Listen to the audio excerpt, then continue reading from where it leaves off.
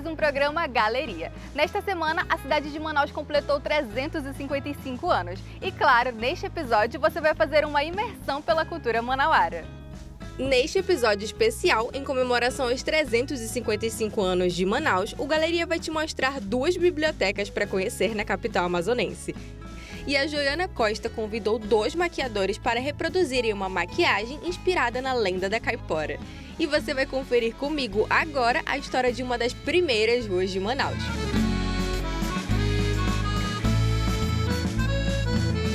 Andar pelo centro de uma cidade é conhecer a sua história, seja através da arquitetura da época, do piso por onde passavam as carroças ou até dos prédios centenários. Em Manaus, a cidade começou através da construção do Forte de São José do Rio Negro.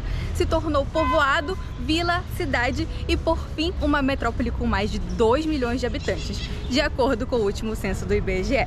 E um desses espaços que a gente pode conhecer a história da cidade é através de uma das ruas mais antigas, a Bernardo Ramos. E agora eu estou aqui com o pesquisador e escritor Roger Carpinteiro Pérez, que vai falar um pouco sobre a importância da Rua Bernardo Ramos. Roger, vamos começar desmistificando. Essa é a primeira rua de Manaus?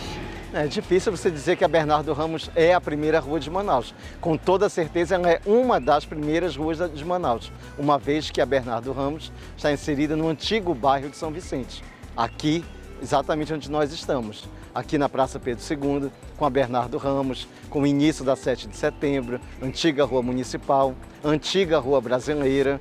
Então aqui é o núcleo primitivo da cidade, é o núcleo primeiro da cidade, é o berço, é o chão berço de Manaus. Então a Bernardo Ramos, com toda certeza, é uma das ruas mais antigas de Manaus.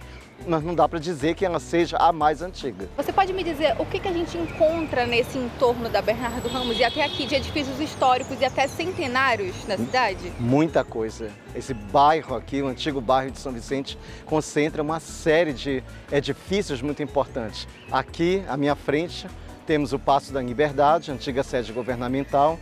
Isso eu estou me referindo ao ciclo da borracha. Depois foi a Prefeitura de Manaus por muitas décadas, até o final do século passado, século XX. Mas foi a sede do governo. Durante toda a época da borracha, Manaus foi governada daqui, desse belo edifício em estilo neoclássico, um edifício de 1879, 1880. Até mais ou menos que época que o governo era aqui? Até 1917. E quais são os outros edifícios que a gente encontra aqui ao longo dessa rua? Atrás de mim aqui, o Hotel Cassina, que foi um edifício muito importante na época da borracha, hospedou muitos visitantes durante o período do ciclo da borracha. É um edifício icônico, esteve abandonado por muitos anos e foi restaurado recentemente. Na verdade, não foi um restauro, é bom que isso fique muito claro. Restauro é restauro, foi uma intervenção que não pode ser chamada de restauro, porque restauro é uma coisa que devolve as formas antigas àquela edificação. E aqui que estão as lojas maçônicas mais antigas do estado? Na Bernardo Ramos, duas delas, né? Manaus tem, se não me engano, 5 das mais antigas. Mas aqui estão a Esperança e Porvir, na Bernardo Ramos, e a Amazonas, uma ao lado da outra. Elas também são importantes para o desenvolvimento da história da capital?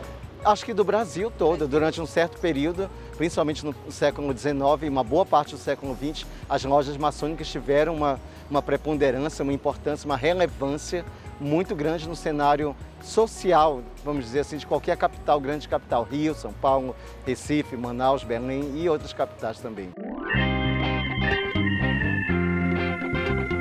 E aqui vão 3 curiosidades sobre essa rua, que é tão rica para a história da cidade de Manaus. Inicialmente, o nome da rua era São Vicente, depois mudou em homenagem a Bernardo de Azevedo da Silva Ramos, político e comerciante influente no estado do Amazonas. O chão da rua é feito com pedras importadas de Portugal, que até hoje estão presentes no espaço.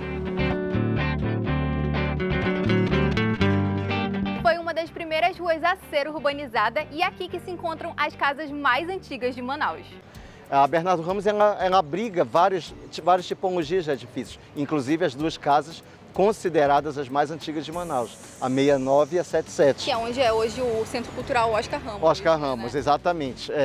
Exatamente. Tem sido feitos trabalhos de revitalização, como a gente comentou, o Casarão Cassina. Sim. O que você acha desses trabalhos de maneira geral? Que eles têm agregado para o centro histórico da cidade, o primeiro centro da cidade? Olha, sim, de uma maneira geral, sim. Claro que toda vez que há uma intervenção, traz um novo olhar para quem é bem e o edifício passa a sofrer uma valorização. Ou, quando não, apenas o edifício, o entorno do edifício, como foi o caso do Mirante aqui. O Mirante, que é um equipamento novo, trouxe um olhar da população de volta para cá, para o bairro de São Vicente. Foi algo extremamente benéfico, positivo.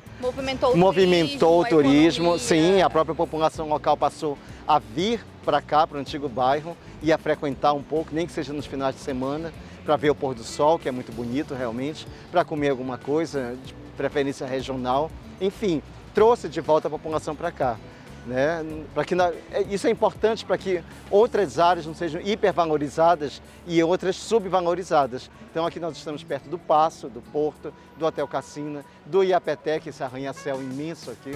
Foi o primeiro de Manaus, na verdade, construído no final dos anos 40. Claro que ele não tinha essa aparência, ele tinha um outro estilo Art Deco, era mais interessante, era um misto de residencial e comercial. E foi um marco da cidade, foi o primeiro edifício mais alto, o primeiro arranha-céu. Durante muitos anos de Manaus, o plano do centro era baixo e o Iapetec se destacava no skyline da cidade. Para finalizar essa conversa, qual é a importância que a gente tem hoje da Rua Bernardo Ramos para a nossa cidade?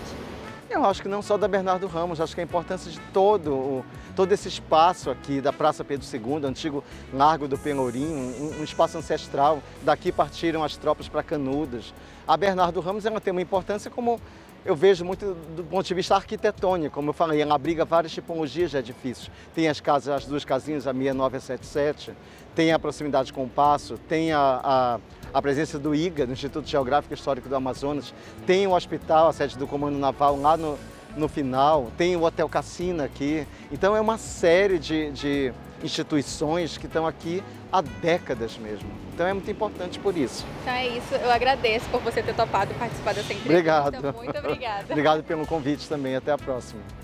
E o Galeria vai para um breve intervalo, mas não sai daí, a gente volta já.